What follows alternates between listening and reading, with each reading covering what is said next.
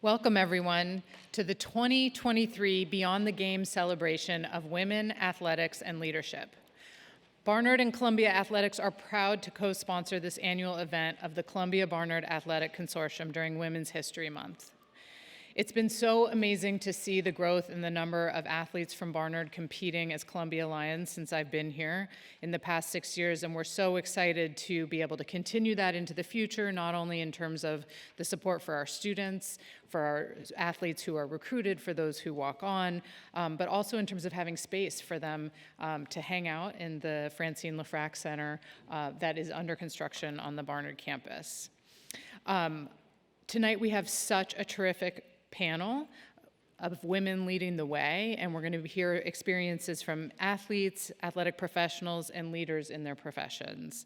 I know that athletics has changed my life, and it has for so many others, and I'm so excited to hear how they think about their role as athletes working in athletics and how it's changed their life in general.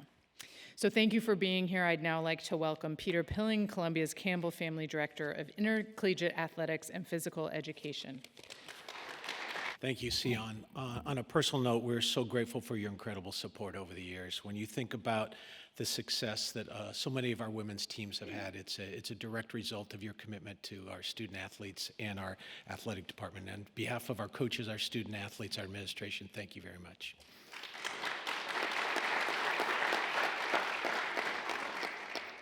It is now my pleasure to introduce our moderator tonight, Marisol Castro, who is a graduate of Wesleyan University and also a 2000 graduate of the Columbia School of Journalism. She's had a distinguished career in broadcasting, starting at News 12 and then transitioning into WPIX here in New York City. She became one of the first Latina anchors at Good Morning America and the early show at CBS. With her eye on the community, including sports, Marisol went on to cover baseball and boxing at ESPN, and she's dedicated her life to so many different aspects of helping the community. She is the first female public address announcer and currently serving in that role for the New York Mets, my wife's favorite team. I had to get that in. She is also the first Latina public address announcer in Major League Baseball. So it is my pleasure to introduce our moderator tonight, Marisol Castro. Thank you. Thank you so much, Peter. You girls ready? Wait, because I have to introduce you guys. First of all, thank you to this community for inviting me and for spotlighting it's an issue that's so important to me. I feel like I came out of the womb wanting to highlight women in sports. And so this, for me, truly is a dream realized. So thank you for the generosity that you're about to give me, whether you like it or not. And President Bilek, I feel like I just got to know you. And I would just want to personally thank you for everything that you've done for this university. I'm sorry our paths did not cross earlier, but I will find you. I will bring you back. Peter, thank you for that introduction. Yes, so I don't sit still. One of the students here, where were the two students? They were like interviewing me. It was fantastic. How did you become the PA announcer? Oh, and the field hockey coach, where'd you go? She asked me, how did you become a PA announcer? By mistake. I graduated from Wesleyan University and I went on to teach at a private school in Brooklyn, and it is trippy as heck hearing all of you talk about Dean Greenwich, because I was her teacher and coach, and can I tell you, it brought me great joy to be your teacher and coach. She's got a block and a middle hit that still gives me shivers.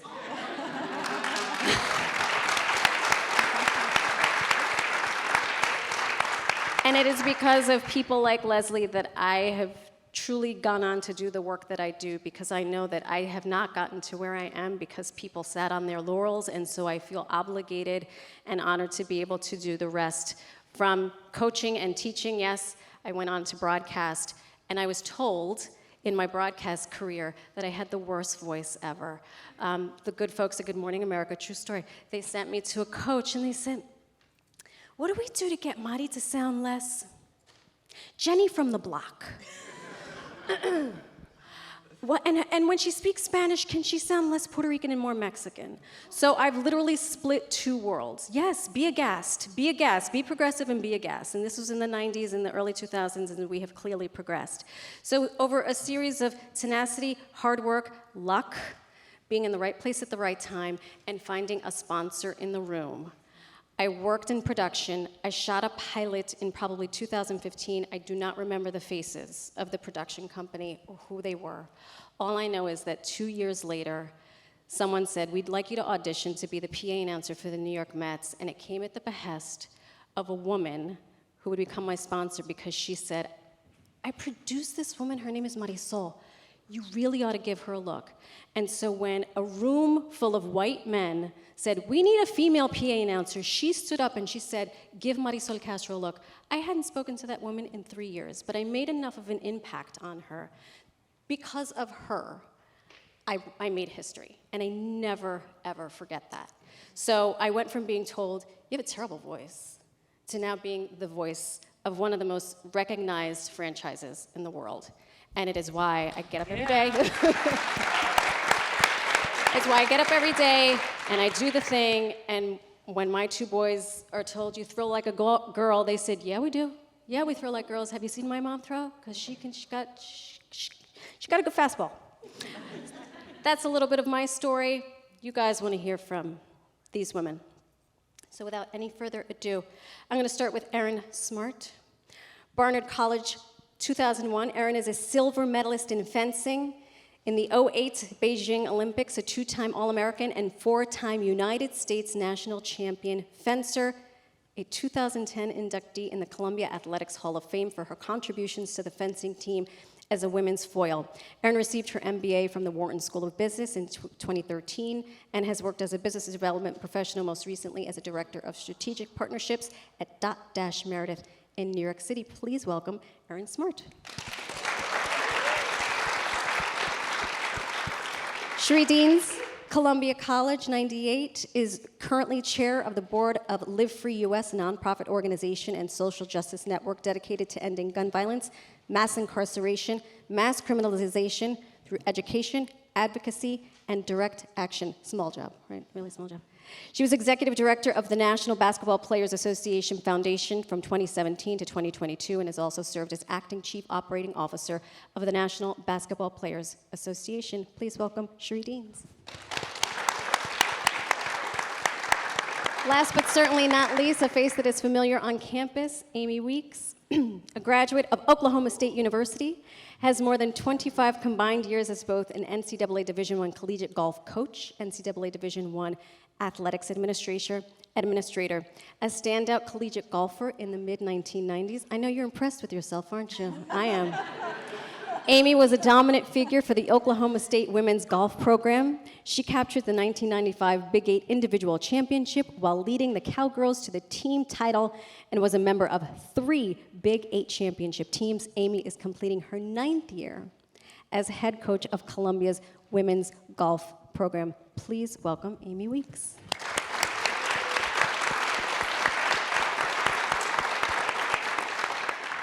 I'm going to start with you, Amy, if that's okay. Absolutely. This is Please. so funny. We had these pre-meetings on Zoom, and everyone's like, no, it's going to be great. And now suddenly they're all like, oh my gosh, the lights are bright, right? I like it better when you were driving in your car, hanging out.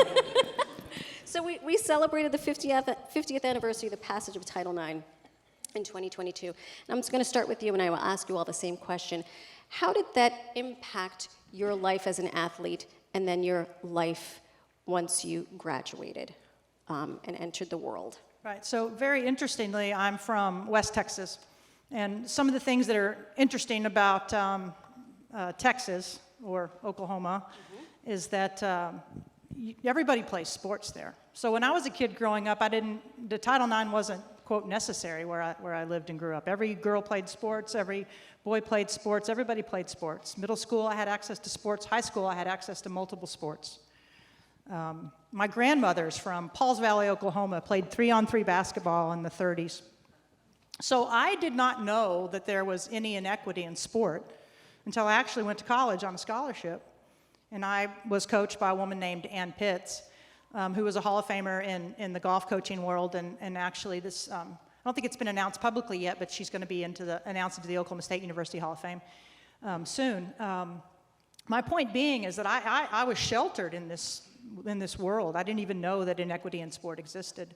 And then I came to it by understanding through her words, through that shared experience, how she wanted to pass down her journey from the 70s, from beginning a varsity program at Oklahoma State to transitioning from the AIAW into the NCAA in '82, which would combine the time that Barnard came into the consortium, Ms. Yeager, from earlier, her remarks.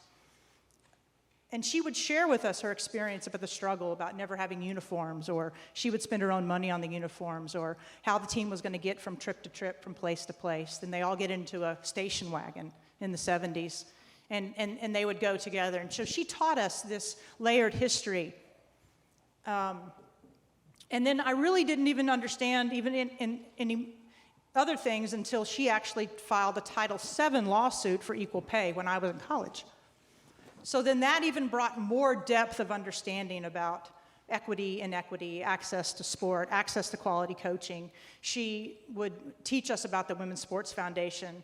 And through her leadership, I was exposed to actually the inequities in the world in sport, all the things that people that grew up in different places than me didn't have. And then as you grow in college, then you realize, oh, the facility's different, or the men's golf team may get this golf course and the women's golf team doesn't. But it gave me an understanding of the history of the sacrifice, of the contributions from the 60s and the 70s of athletes that paved the way for our success. So that's kind of my introduction and what gave me any, real understanding about Title IX. Thank you. Erin, how about you? Yeah, so I think Cherie asked me this earlier, but how did I decide? So fencing has 3 weapons, and I think it was asked, how did you decide which weapon you would fence? And I said, well, there was only one option. For when I was growing up, when women were fencing, you could only choose to do, you couldn't even choose. You were given a foil, and that's all women could fence. And we were not allowed to compete at a top level in the other 2 weapons. And then as I got older, gradually they allowed women to fence the other 2 weapons, saber and épée. And I didn't realize that as a young 8-year-old, you don't understand, well, that's just a rule. Women can only do one weapon. But as I got older, it dawned on me, this is an inequity. It's not fair. But the sport had progressed, and now on the collegiate level and on the Olympic level, women compete every weapon just as men do. So that was my first eye-opening, wait, there's inequity in sports, even at a young age. That's not fair that my brother could fence that weapon and I can't. As I progressed in my athletic career, I was fortunate as well that, especially here at Columbia, the men and women's fencing teams work together. Same equipment, same access to the events that we're going to, as well as everyone. Yeah, it was just a pure equality. So I was very fortunate that there was less inequity. But even now and today, I continue to volunteer and mentor in fencing and trying to get more young women into the sport, because sometimes they're intimidated. Fencing doesn't seem to just, it's not really advertised, and boys tend to do it because they see sword fighting. So I always promote fencing to young girls that say, I don't know what sport I want to do. I was like, why don't you try fencing? It's a great sport, and there's amazing female fencers out there. Yeah, thank you. Cherie, I wonder if you could talk to us a little bit about the anniversary of Title IX in your role with the league, how it informed the decisions you made working as a woman in a field that is predominantly male. Yeah, nothing like being asked about your sporting prowess after an Olympic medalist. Listen, we're all mortals. Yeah. We're all mortals. Well, when I quit my sporting career, my 3rd grade kickball team. Were you the captain, though? what I will do is tell you the opposite of that story, because I didn't play. And in fact, I grew up in a West Indian household, and I would come home from school every day and go straight outside with all the boys. And at some point, my parents were like, "It's not ladylike. Get inside." And I remember thinking, gosh, this is not fair. Like, this is not fair. But there were no words to express, like, why it was unfair, why I should be allowed to be outside, what I was losing from not being outside, from not being able to play and compete and win and build partnerships and build friendships. So I married a collegiate athlete, and I watch. There are a couple of things that you guys have that I don't even think you know that you have. The depth of his friendships with his teammates is beyond. I mean, it is our 25th reunion this year. They still get together every year, and it's like they snap right back into who they were.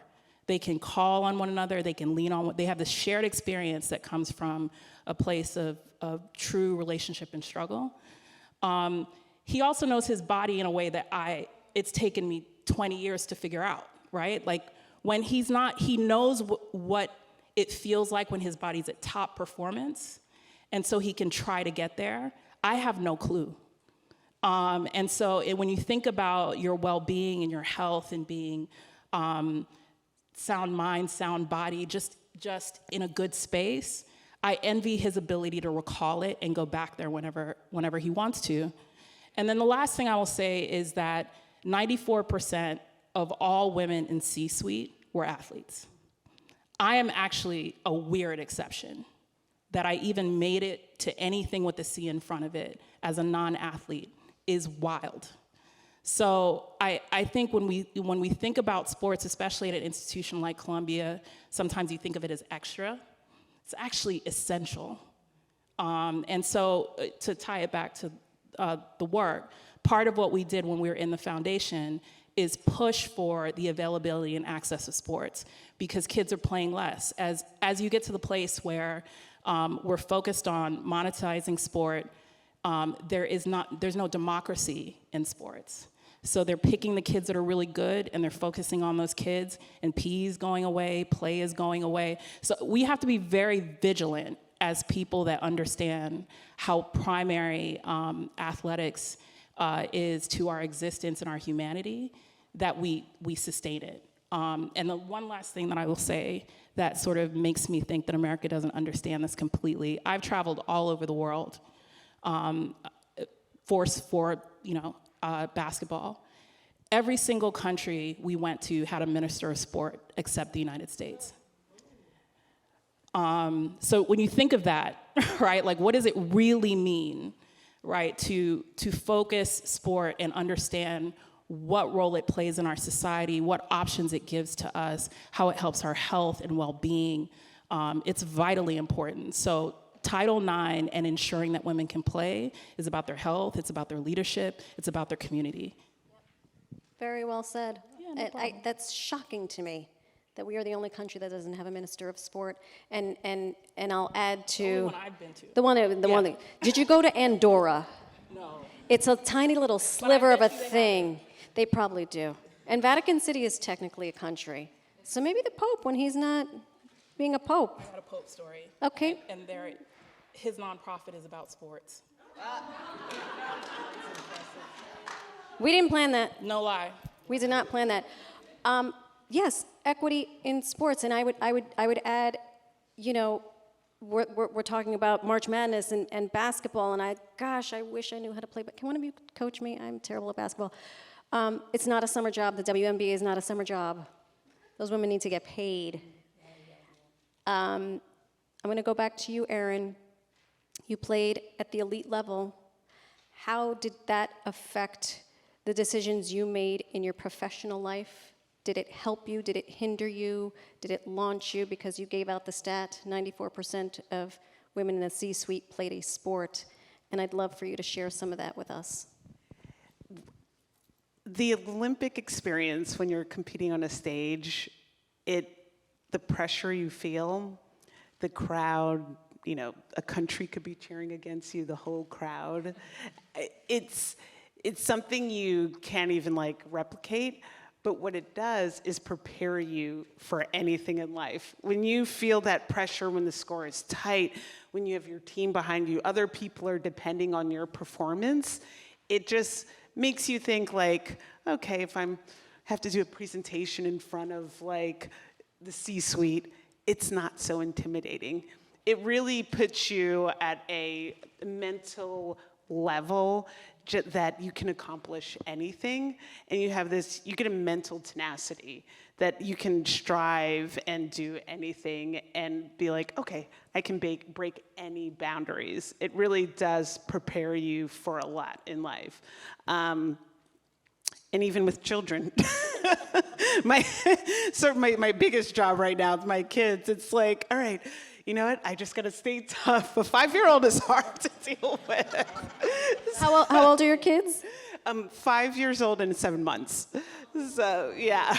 You're in it. I'm in the You're thick in of it. it. You're I in am it. in the thick of it.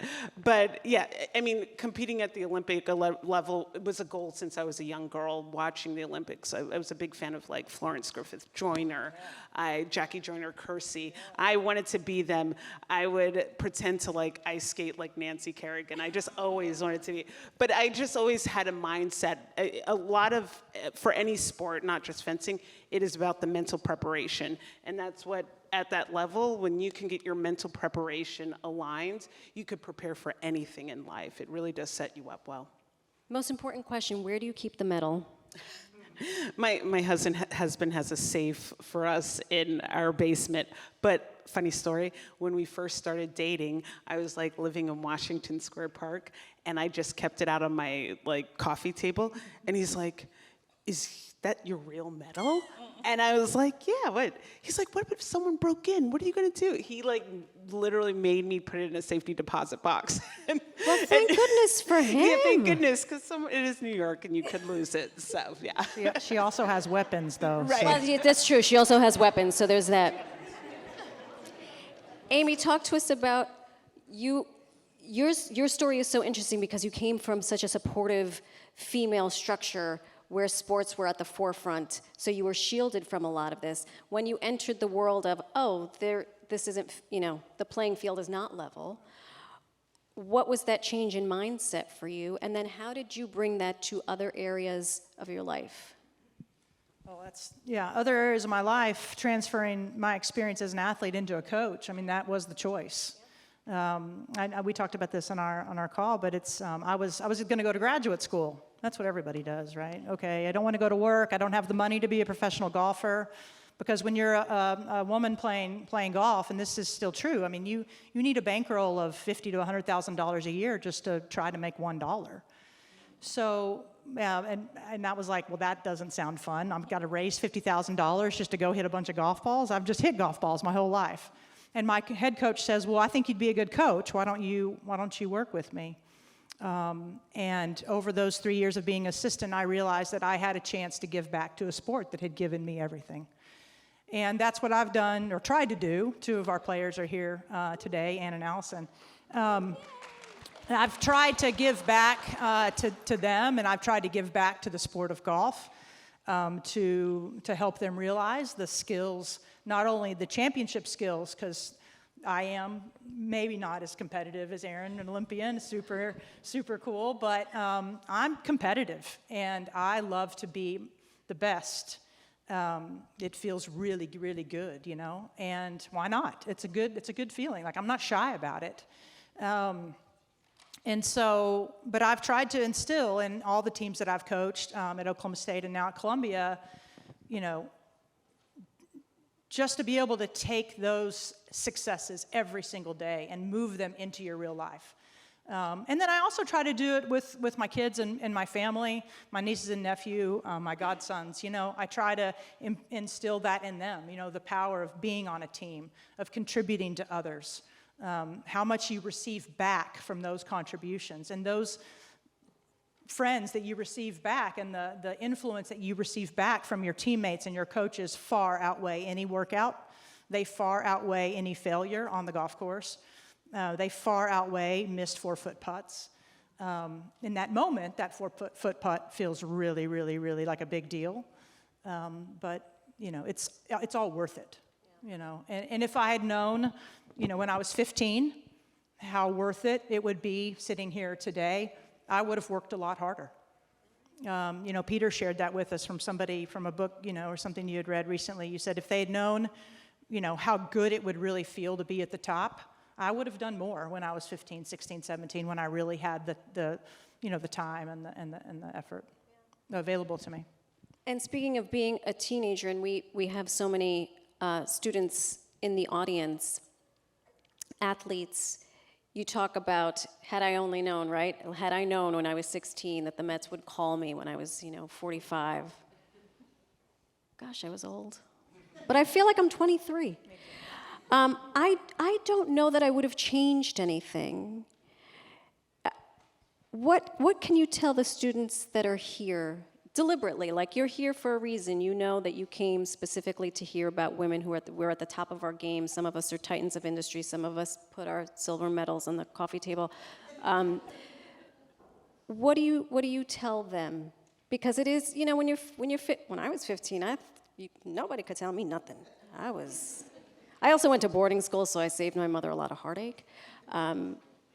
What is the message for them? Because the future we don't know the future, right? I know that we've come a long way since I was 15, and I know we still have such a long way to go. Can I start with you, Sheree? Yeah, this is, I mean, maybe the broadest possible question. And I don't even know what to tell you. Because to your point, Marisol, when I look back at my life, I'm sure all the things I did weren't necessary, but I don't know which one I should pull out.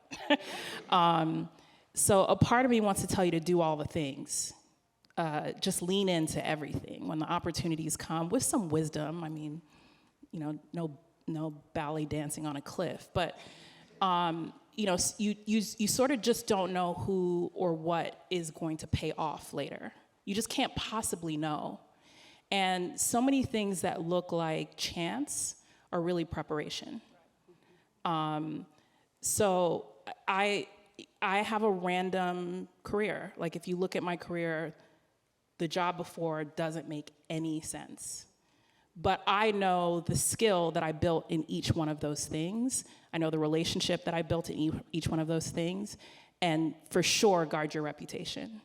And I'm not at all talking about, and this is where I feel like an old person, like all of this influencing and like posting stuff and imagery, that is not the same as your reputation.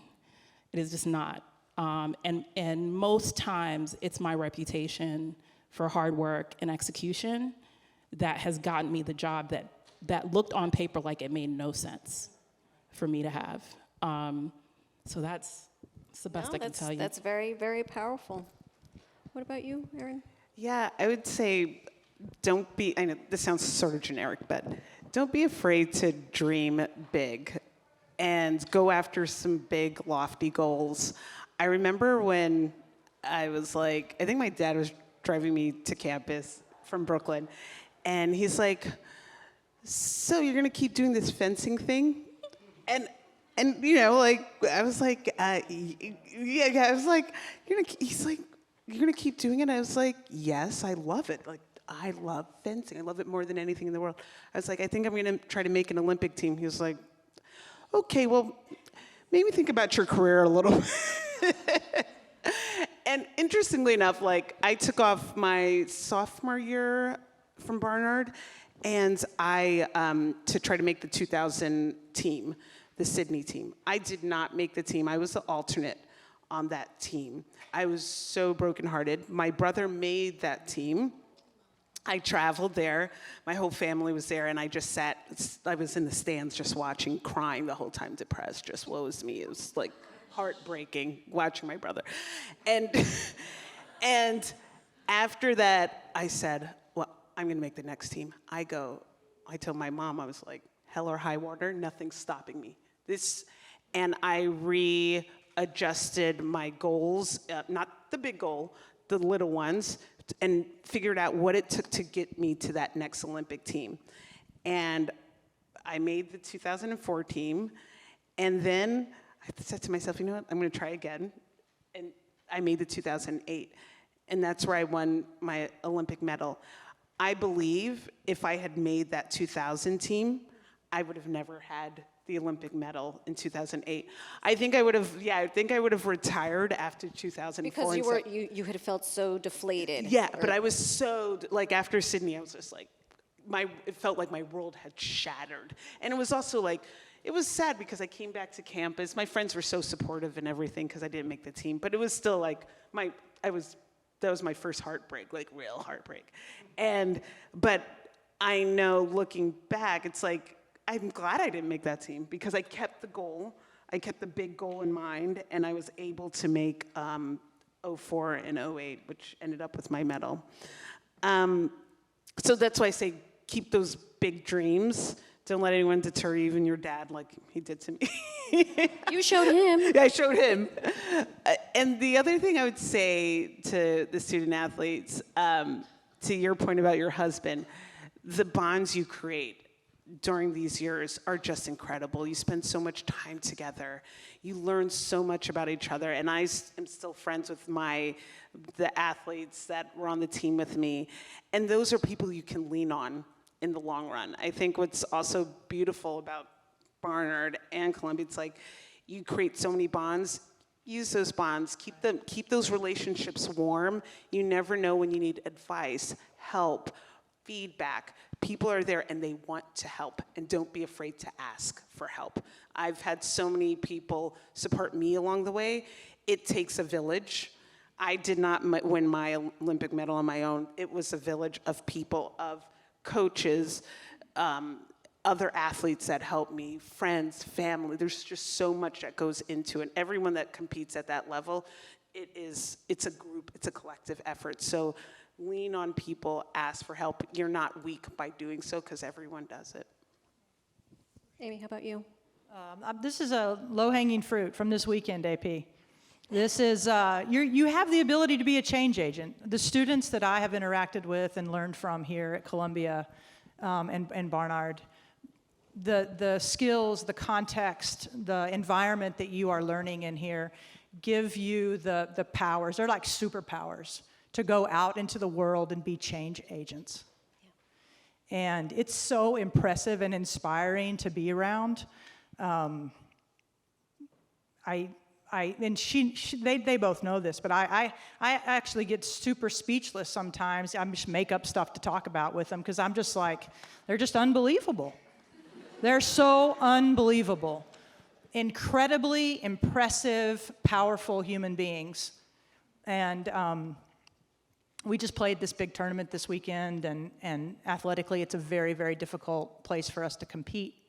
And I can tell you that there were not 5 people more put together, better representative of human beings than the 5 people on the Columbia women's golf team.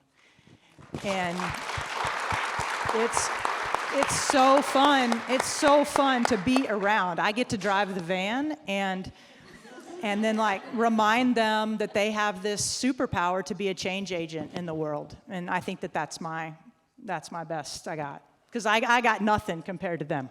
Well, while I have you, first of all, congratulations. That's got to be so awkward. Your coach right here shouting you out in front of everybody.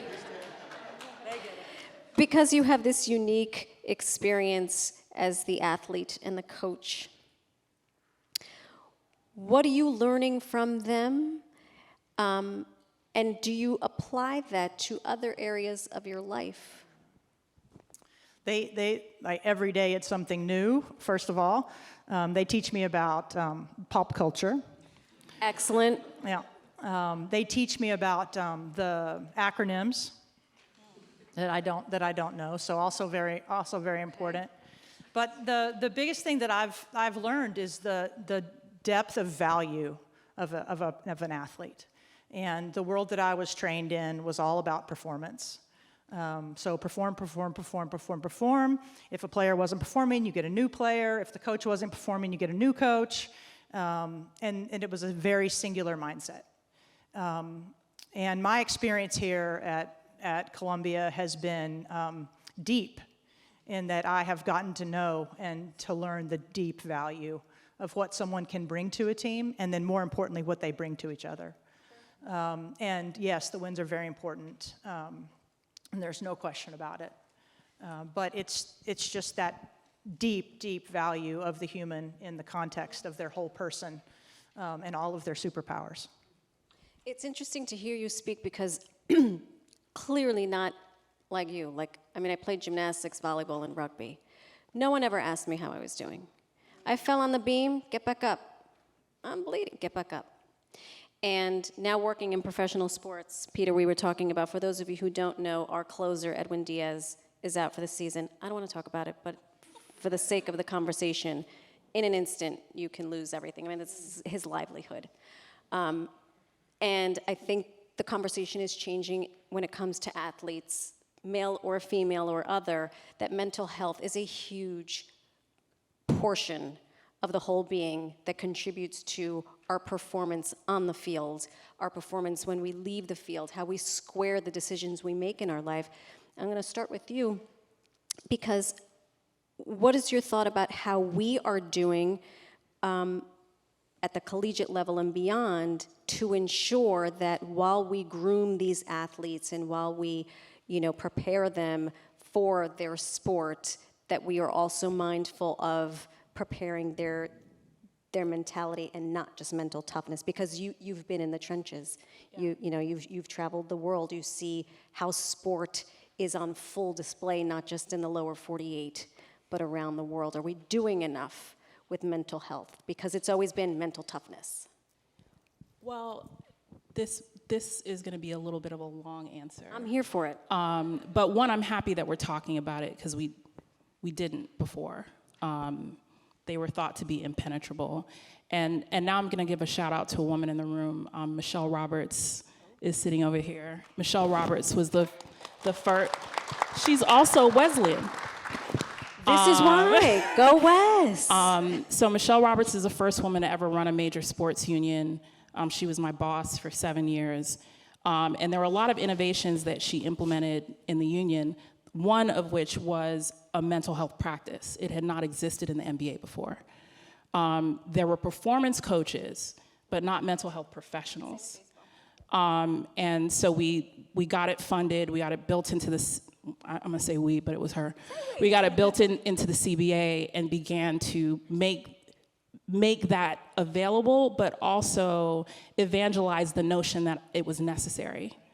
So if you look in the last 7 years, the conversation around mental health or well-being did not exist before, right? A player was out, he was just out. You don't know why he was out, or they were acting out on the court. You had no idea why, and they were not allowed to address that part of it. So kudos to Michelle, because she moved. She began to move in professional sports the notion that this was a necessary benefit, like it was a part of the services that you should provide. That being said, there still is too much side conversation when people lean into those services. Right? They're still just like, he's not tough enough. He's, and there is so much trauma. There's so much trauma, and the place that I saw it most evidently was when I went into the bubble. 2020, I guarantee you that we have not all recovered from 2020. It was just a train wreck of a year. COVID, the deaths, the isolation, the NBA was the first to really realize or make the world realize how devastating COVID was going to be when they shut down the game on March 11th.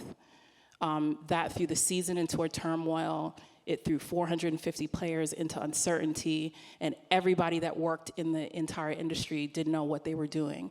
And then George Floyd is murdered on the street. And then we say, let's go into Disney World. You're gonna stay in a hotel for 4 months. Pre-vaccine, we're gonna test you every day. Can't touch anybody except for when you play. We're gonna take you away from your families. Go get them, right? So I think that, and And they would have these screening questions. You wake up in the morning and you do your temperature, your pulse ox, then you go get your exam. But one of the questions was about mental health. And if you clicked that you were not feeling well, you would be called, right? So even that sort of created this weird kind of, I don't want to report in.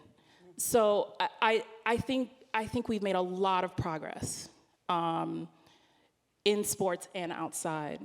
But the nuances of making it, of norming it, making it accessible and still private, but then also sort of saying, being tough is not a bad thing either. Like, I don't know what the right balance is. It's very difficult Yeah. because I remember when Simone Biles, you know, the conversation in my house was, but mommy, athletes are, they're superheroes. They're in fact, nothing penetrates them. And it was a really tough conversation that we had around my dinner table because I revered Mary Lou Retton. She walked on water for me.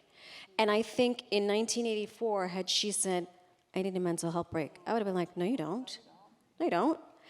And so to see these people who are like the superheroes among us, right, who are defying physics, who know their bodies, right?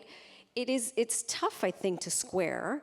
So then I say to them, but remember, if this isn't working, when the game is over, and by the way, neither of you is playing professional baseball or professional lacrosse, how are you going to bring that mindset of a clear mind, like know to thine own self be true? How are you going to bring that to every other aspect of your life, whether you decide to have a family, whether you go to the C-suite, whatever it is?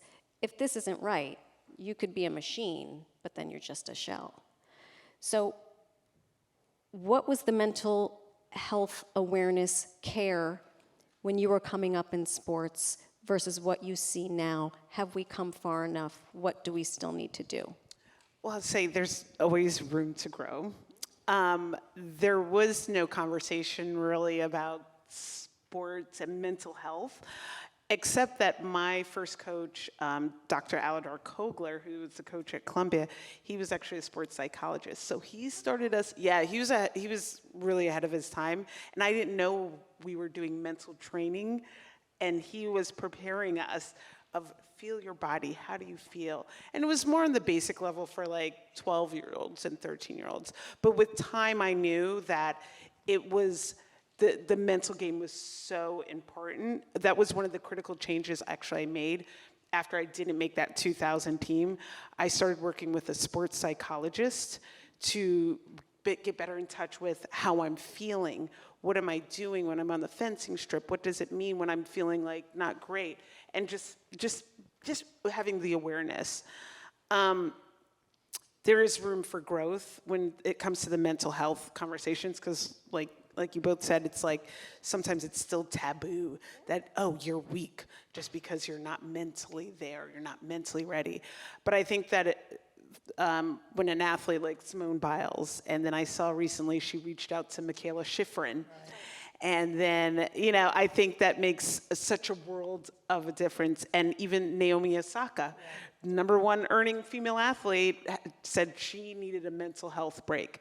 So I think it's amazing when these women are coming out and just saying, hey, I'm not there mentally, because that's just, hey, it's having the conversation. It's out there on the table for everyone to just say, oh yeah, that, if they're the best and they need a mental health break, you know what, other people do too. But of course, the conversation still needs to be had, and the resources need to be there. That's a key part of it too. The resources aren't always there. So I think for the athletes, understanding how they can get that help to support them is essential. Thank you.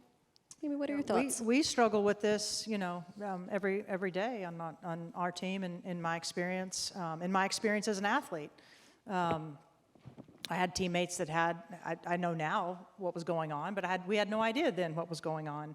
But from a coaching perspective, it's so hard. You wake up in the morning, you get a phone call that says, I'm sorry, I can't be there today. And then I'm just like, no, but I need you to be there today.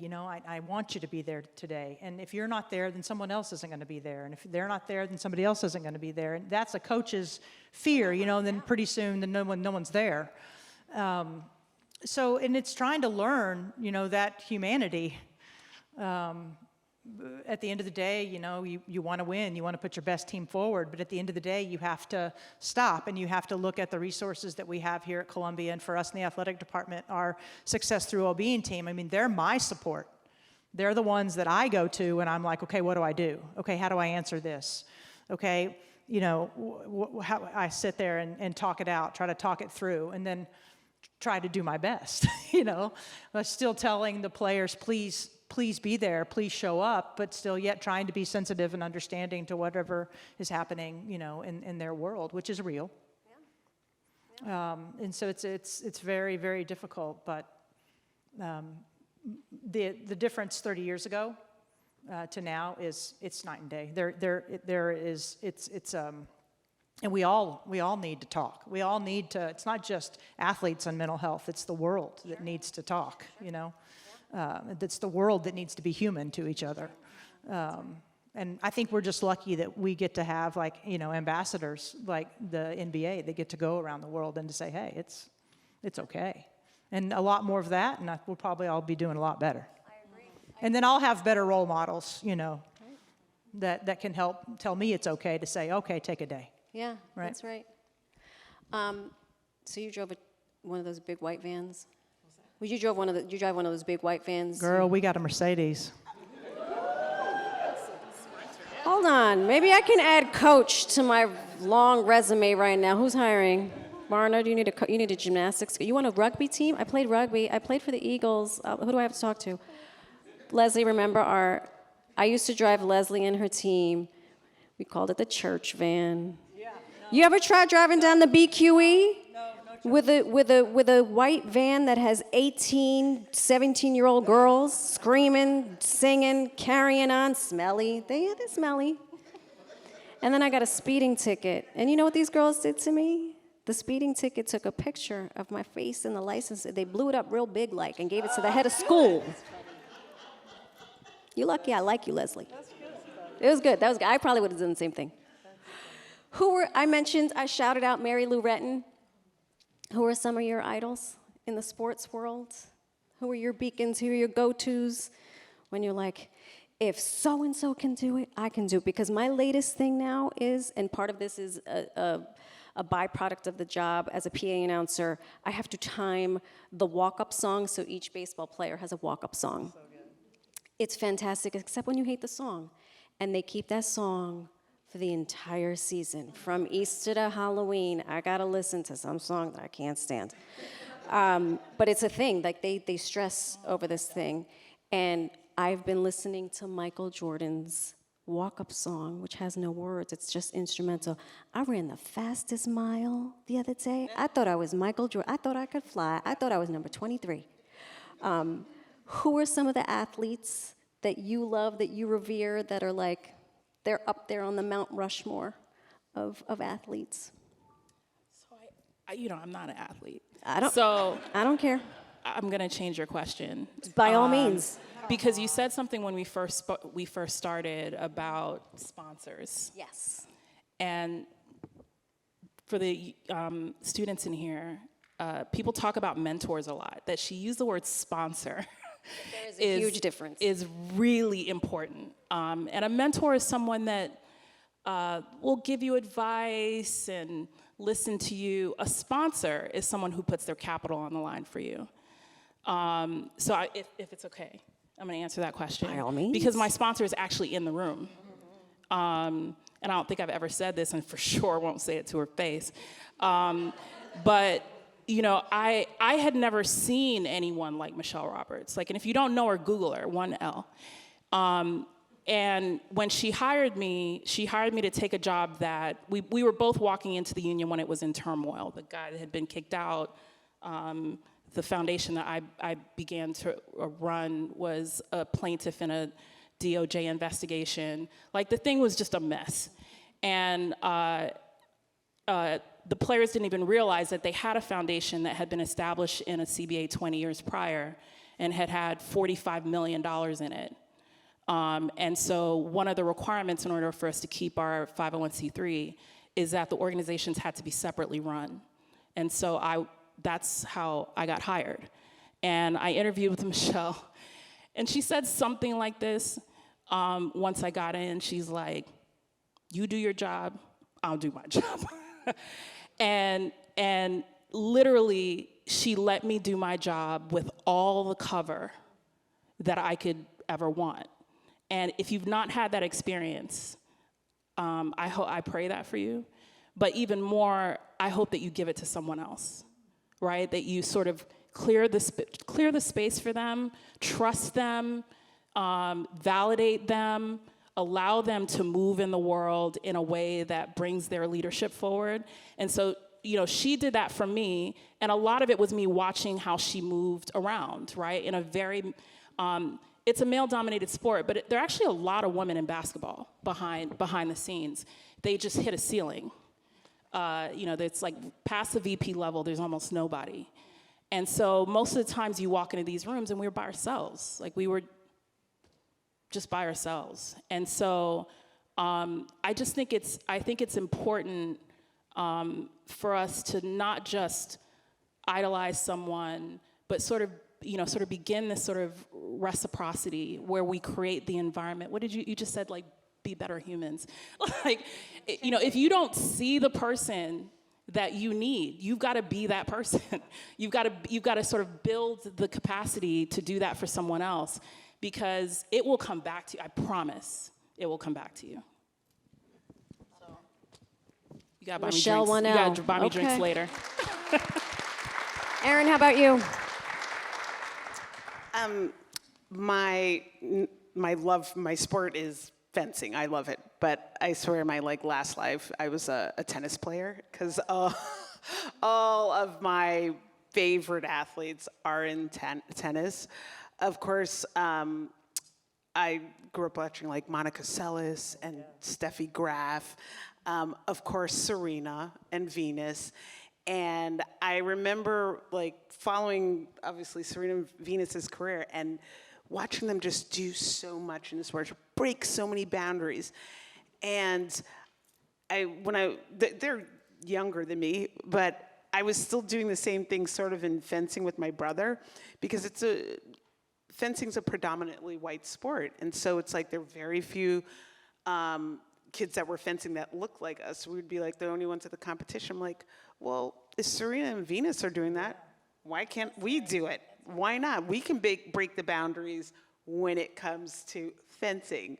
So they were always the athletes that I looked to. And also, huge fan of Billie Jean King. And I got to meet her a few years ago, and I was such a fangirl. But what she did when we talk about Title IX for women in sports, she is the change agent. She is the one that we should all emulate, who is still so actively involved in the sport and continues to help push women along so they can get equal pay, so they can get equal earnings. And it's amazing, the women that in tennis that I just kind of fangirl after. And Billie Jean is, I don't know, I've never met her. I don't know her personally, but she champions women in sports. She was the first person to tweet when I got my position at the Met. I died. I was like, I can die in peace. And my family was like, you just made history, don't die. Go to the ballpark. But she was, and I was like, look at Billie Jean King knowing about baseball. So she's on my Mount Rushmore too. Amy, how about you? I'm going to go kind of in the Women's Sports Foundation world. Donna Lopiano was the athletic director at University of Texas, right? And so then she was a speaker one time at a coaches convention when I was young, and I have a family connections with the University of Texas. So I'm going to go old school basketball, but the Lady Longhorns basketball team when I was in high school, they were undefeated. I think it was in '86.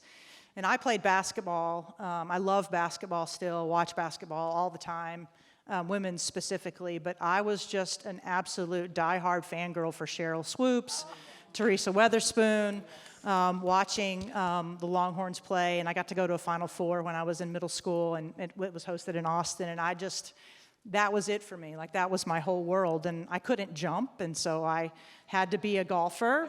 But everybody has limitations.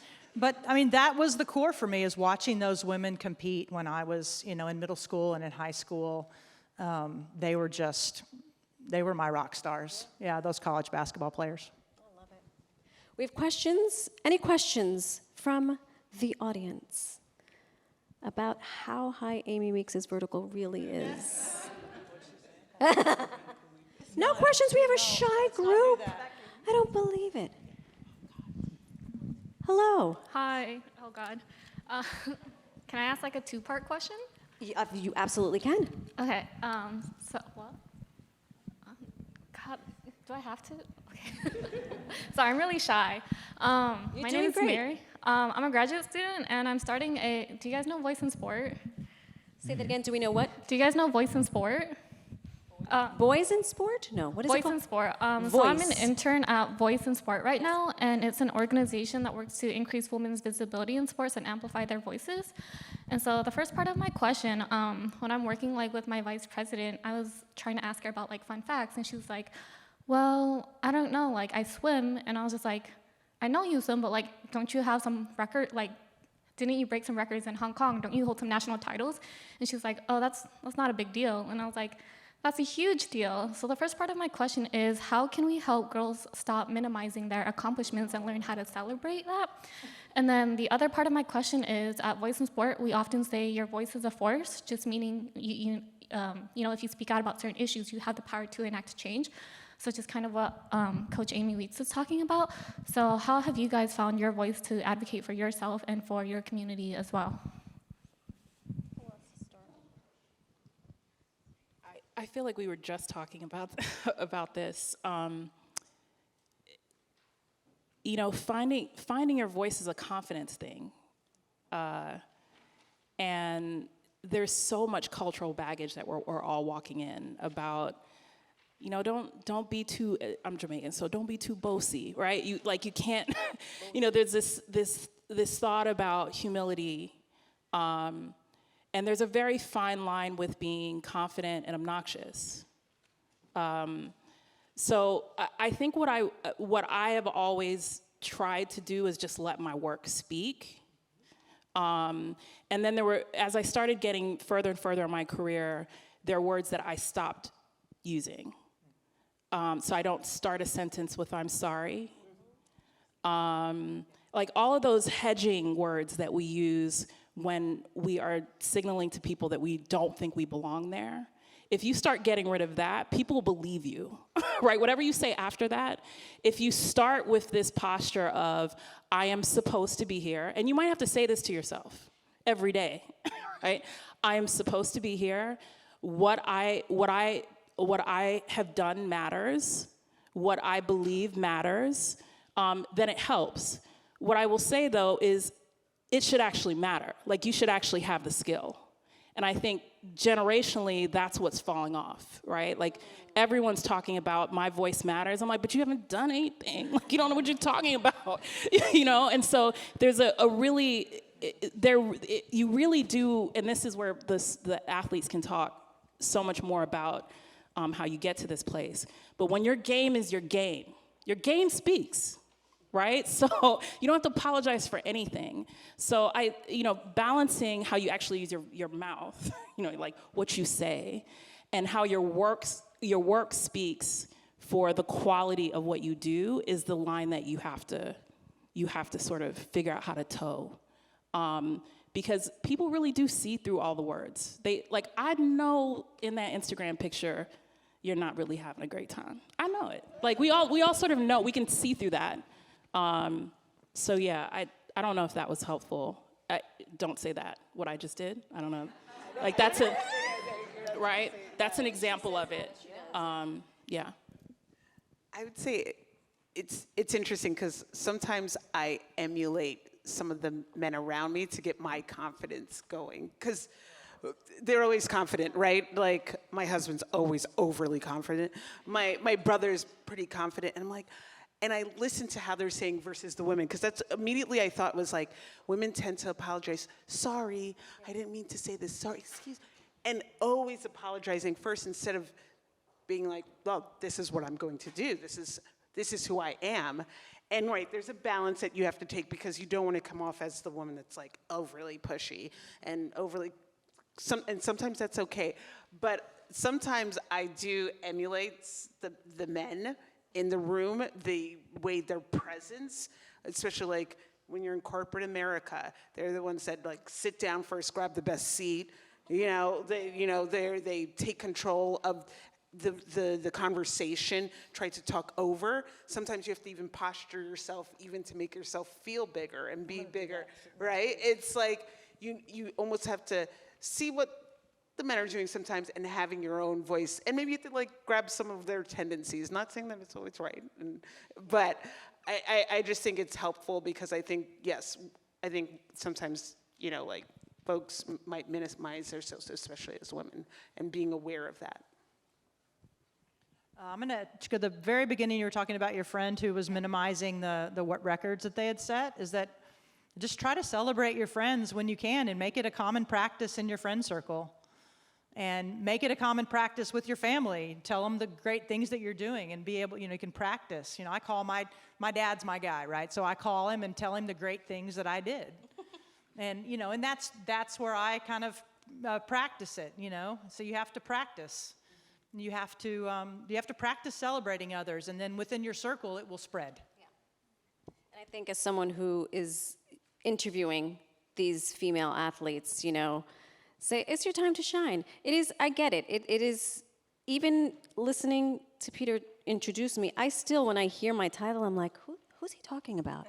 So even if you've been in the game for a while, keep doing it. Find other athletes. When you interview your next athlete, ask this swimmer, hey, look, you're not alone. There's someone else. And then suddenly, like you said, the circle becomes bigger and it becomes bigger, and you normalize it. And yes, don't apologize. And don't start your email with, just wanted to, no, be clear, be concise. Because when you're clear, it leaves no room for interpretation. And if the person on the receiving end doesn't like it, that's okay, as long as they respect you. And with that, thank you, ladies, so much. Thank you. Amy, Thank you. Erin, Thank you, Cherie, everyone. thank you all for inviting us. Have a good night.